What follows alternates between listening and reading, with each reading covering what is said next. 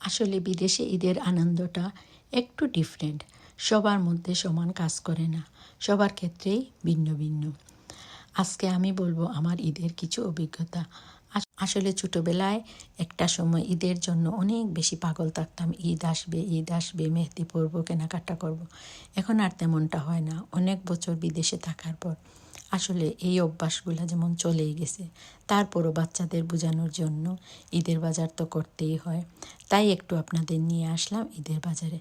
আসলে ঈদের বাজার বলতে তেমন একটা কিছু কেনা হয় না, সারা বছরই তো কিনতে থাকি। তারপরে একটু চলে গেলাম, ঘুরে ফিরে আসলাম, নিজের জন্য কিছু একটা কিনে নিয়ে আসলাম।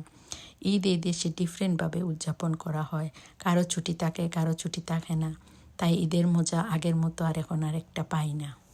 তারপরও মাঝে মধ্যে ছোটোবেলার খুশি ধরে রাখার জন্য মেহেদি তো আমার পড়তেই হবে, মেহেদিটাই পরি, ভালো মন্দ খাবার রান্না করি।